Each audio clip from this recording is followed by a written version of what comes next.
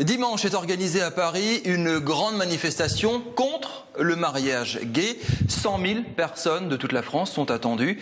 Il y a des Alsaciens qui vont participer à cette manifestation. En collectif barinois organise d'ailleurs des voyages en bus au départ de Strasbourg, Wissembourg, Obernai par exemple. On va en parler avec nos invités ce soir pour ou contre le mariage gay. Bonsoir Isabelle Cubillet. Bonsoir. Vous êtes la porte-parole de ce collectif Manif pour tous Alsace. C'est vous qui organisez ce voyage de barinois vers Paris. Dimanche, vous partez très tôt à 5h, je crois, on va y revenir. À côté de vous, monsieur Restwex, bonsoir. Bonsoir. Vous êtes le président de la station Centre LGBTI Strasbourg-Alsace. Vous défendez la cause des personnes homosexuelles, justement. Alors, déjà, première question à vous. On est en démocratie. Comment vous réagissez à cette manifestation contre le mariage gay dimanche à Paris où on attend 100 000 personnes? Tout le monde a le droit de s'exprimer, ça vous pose aucun problème? Alors, deux éléments de réponse. Il y a eu, ça a échappé à personne, au printemps, un moment démocratique fort dans ce pays, qui était l'élection présidentielle suivie d'une élection législative. Dans les programme du candidat socialiste, il y avait une proposition, 31, qui disait qu'il y allait avoir un dépôt d'un projet de loi sur le mariage pour tous. On y est. Et on y est. Donc là, je dirais, au moins au printemps, les personnes qui ont voté pour le candidat qui finalement été élu ont voté en tout état de cause. Ils ont voté pour un président de la République. Mais qui avait un programme, et j'espère que les promesses électorales ne sont aussi parfois tenues. Et donc, comme c'est le cas, on se plaint souvent des promesses électorales non tenues. Pour une fois qu'il y en a une qui est tenue, on peut s'en féliciter. Elle n'est pas tenue, alors qu'il est. Non, mais on peut espérer donc où le projet est déposé. Deuxièmement, effectivement, qu'il y ait dans la société une expression de la société civile, ça me paraît du bon fonctionnement démocratique. Par contre, et on y reviendra, la question c'est qu'il y a actuellement un agglomérat de force, et ça peut-être qu'on pourra en discuter, dans les personnes qui vont appeler à manifester dimanche, au point qu'il y a, mais les citoyens qui vont se rassembler, au point qu'il y a plusieurs parcours, qu'il n'y a pas forcément accord.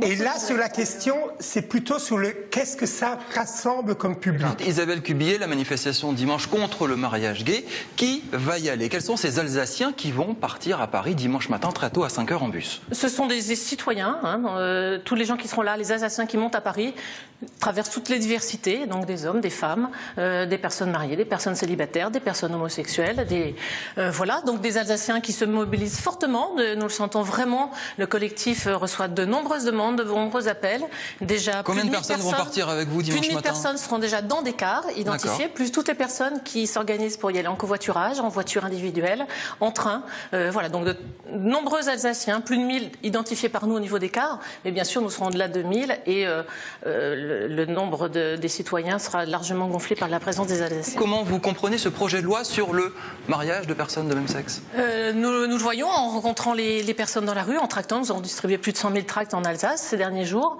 Les Français souhaitent un débat démocratique et que la démocratie soit respectée. Effectivement, ils ont voté pour un président de la République et non pas pour une proposition de loi. Donc, il veut être entendu. Derrière ce projet de mariage pour tous se cachent tous les problèmes de filiation et la remise en cause de la filiation père-mère et chaque enfant qui a droit à un papa et une maman. Et c'est ça que les Alsaciens veulent aller exprimer dans la rue puisque le débat n'a pas lieu. Classique.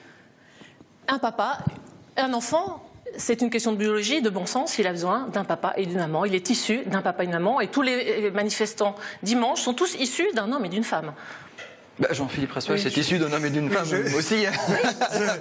Mes parents ne vivent pas en Alsace, vraiment je les salue, mais je vous rassure, je ne suis pas né, je ne suis pas un bébé éprouvette, et la plupart des homosexuels ou lesbiennes sont nés de parents. Ils sont tous nés, oui, d'un homme et d'une femme. Alors, juste deux éléments de rebond. Si le débat, et ce que je vous avais déjà mentionné, si le débat porte sur la question de la filiation, sur la question qu'est-ce qu'on lègue, qu'est-ce qu'on transmet à nos enfants dans une société donnée comme la société française en 2013. Oui, non, mais laissez-moi juste terminer. Bon. Donc, si c'est ça le problème, ok, on peut en discuter. Par contre, il n'est pas légitime que vous posiez cette question sur la question des couples de même sexe. Parce que ce problème-là se pose exactement de la même manière. Pour les accouchés sous X, pour les questions d'adoption, vous pouvez avoir exactement les mêmes types de problématiques. Pour vous, c'est de la stigmatisation? C'est de la stigmatisation. Il y a une stigmatisation à travers cette question. Et deuxième élément, c'est que le problème, c'est que le projet de loi actuel, la situation existe déjà. Un enfant sur 2 en France naît hors des liens du mariage. Donc ce modèle-là ne correspond pas à la réalité sociale. Non, la réalité, c'est que le mariage est une institution qui a été mise en place pour protéger l'enfant. Et le premier à protéger, c'est l'enfant, le plus fragile, qui n'a pas de voix. Et tout enfant, a droit à un papa, une maman. Donc les situations d'adoption, de naissance sous X que vous évoquez, ce sont des accidents de la vie. Donc la société, bien sûr, est là pour aider et pallier à ces situations. Et les enfants, la société se modernise aussi. Est-ce qu'un couple homosexuel s'occupe moins bien d'un enfant qu'un couple hétérosexuel? C'est le genre d'argument qu'on entend de temps en temps chez vos militants. Non, je voudrais revenir sur cette question-là, c'est que par rapport aux enfants et à la filiation, si ce projet de légalisation de mariage pour 2 personnes du même sexe arrive, on créerait délibérément des situations où l'enfant est privé de sa généalogie. Donc c'est cela que nous contestons. Est-ce qu'un couple homosexuel s'occupe moins bien d'un enfant qu'un couple hétérosexuel? 2 personnes de même sexe peuvent tout à fait, bien entendu, donner de l'amour à un enfant. Et effectivement, nous le reconnaissons. C'est sûr, en ce qui concerne l'amour, pas de problème. Mais un enfant a besoin d'autre chose pour se construire. Il a besoin aussi de ses racines, de repères, et de vraiment savoir qui sont ses parents et son papa et sa maman. Il y a un projet de loi qui est présenté en cours sans cette fameuse PMA, procréation médicalement assistée. Ça devait y être, finalement, ça y est pas. C'est bien que ça y soit pas, Monsieur Restouek, cette procréation médicale assistée? Alors, de nouveau, là, c'est... Parce qu'il paraît que ça doit mériter un débat à part entière, qu'il ne faut pas tout mélanger entre le mariage et la procréation. On sait et on voit que la crispation actuelle du débat en France, et on pourra revenir là-dessus, c'est aussi un peu étonnant qu'il y ait cette crispation, alors que chez des voisins, il y a 11 pays européens où le mariage a lieu, on n'a pas vu les civilisations s'écrouler. Même dans des pays très catholiques comme l'Espagne, il n'y a pas eu la même virulence de débat que l'on a en France. Déjà, les femmes en couple peuvent avoir accès à cette procréation. Illégalement. Mais ça existe. De nouveau, est-ce qu'on préfère, en tant que législateur, laisser une pratique s'instituer de manière illégale ailleurs, ou est-ce qu'on essaie de légiférer en Isabelle interne? Cubillet. Le problème, c'est qu'en France, nous avons un cas particulier, c'est que la filiation est étroitement liée au mariage. Donc, justement, les Français en prennent conscience, et les citoyens, c'est pour ça qu'ils vont être nombreux à Paris dimanche 13 janvier, c'est qu'ils prennent conscience que derrière ce projet de mariage, on leur a caché, j'ose le dire, qu'il y a toute la question de la filiation qui est derrière. Donc, s'il y a mariage, il y aura automatiquement, et les allers-retours du gouvernement en ce moment le montrent bien, c'est que cette question de la PMA arrivera, et elle arrivera avec la GPA, gestation pour autrui. Donc pour nous, c'est injuste pour l'enfant et c'est une vraie exploitation de la femme. Et ça, on a entendu des choses terribles. Je me souviens par exemple des déclarations de Serge Dassault qui disait c'est la fin quasiment d'une civilisation. Vous cautionnez ce genre de propos quand même très extrémistes? Non, nous sommes prudents, nous, par rapport à l'enfance. Je crois que nous avons un devoir de précaution, vraiment, et nous pensons qu'il ne faut pas faire d'expérimentation, justement, sur les enfants, en se disant, tout se passe bien, mais on verra dans 15 ans, dans 20 ans. Pour l'instant, on n'a pas de recul. Donc, un minimum de précaution à avoir. Voilà, pour le bien de l'enfant, son intérêt supérieur, c'est d'avoir un père et une mère, et de pouvoir s'identifier et grandir dans ce cadre. Ça peut être un argument qui s'entend, ça aussi. Oui, non, mais ça j'entends l'argument. Mais de nouveau, si tout allait tellement bien dans le modèle que vous défendez, familial, couple, par papa, maman, enfant, on ne devrait plus avoir de problèmes sociaux. 1, il ne correspond pas à la réalité. 2, on sait que ces types de familles-là, c'est aussi, malheureusement, aussi bien pour les femmes que pour les enfants, des lieux de maltraitance, des lieux où leur dignité n'est pas respectée. Donc, posez uniquement la question aux couples de personnes du même sexe, sans accepter que le modèle que vous proposez de toute manière, ne correspond pas à la réalité ou au moins à ses propres limites, d'une certaine manière, désolé, ce n'est pas légitime que cette question de l'intérêt supérieur de l'enfant, on la pose uniquement dans ces discours sur les couples de personnes du même sexe et pas pour les autres. Autre point, sur les questions de civilisation... La société s'engage. Allez-y, on va laisser répondre Isabelle quand même, on va bientôt conclure. Oui, toutes les situations effectivement de fragilité actuellement, il y en a. Moi, je suis moi-même écoutante et j'écoute des femmes qui sont en difficulté justement dans des situations familiales. Donc effectivement, il y a des accidents de la vie, mais la société est là pour les aider, toutes ces situations familiales compliquées actuellement, qui sont une réalité effectivement. Mais justement, elle ne doit pas en créer de nouvelles, de nouvelles où un enfant serait discriminé et ne serait pas en égalité avec tous les enfants puisqu'il n'aurait pas ce droit fondamental à avoir un papa et une maman.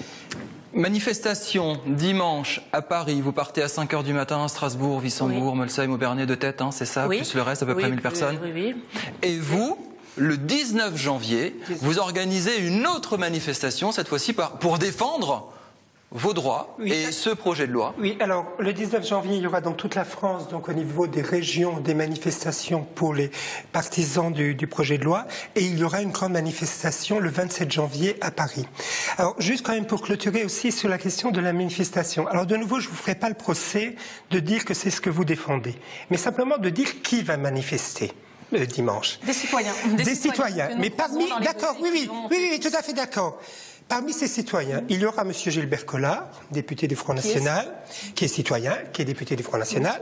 Il y aura le bloc identitaire, qui va appeler... Il y aura des députés socialistes. Non, mais juste, laissez-moi juste... Il y aura Famille chrétienne qui, dans le message qui est sur son site... Oui, mais sur son site... Excusez-moi du peu, sur ce question, fait quand même appel à Jeanne d'Arc et à une certaine idée de la France. On en est à ce niveau-là. Il y a des raccourcis, monsieur. Non, mais ça, regardez, regardez sur votre point. Elle a quand même condamné tout à l'heure des propos trop extrémistes aussi. 30 associations et surtout une multitude de citoyens de tous horizons, dont des associations homosexuelles. Je vous ai dit que je ne vous ai pas l'insulte que c'était. On va conclure très rapidement. Deuxième point aussi, et là je prends juste aujourd'hui la lettre ouverte de M. Fillon dans le Figaro, où il met donc que les réseaux sociaux sont souvent devenus des vecteurs d'une violence féroce entre les partisans et opposants à ce texte. Quoi, violence, oui.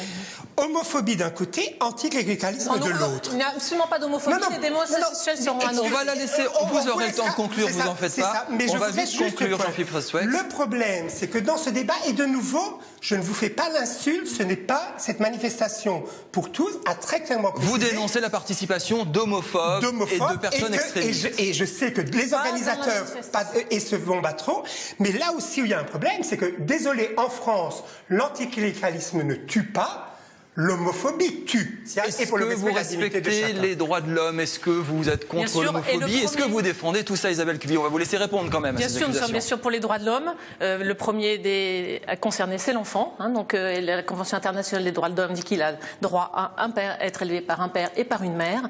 Nous sommes bien sûr pour le respect total des personnes homosexuelles. De nombreuses personnes seront avec nous. Nous avons croisé dans les rues d'Alsace en tractant. Nous avons des discussions intéressantes et beaucoup d'entre eux sont opposés à ce projet de loi.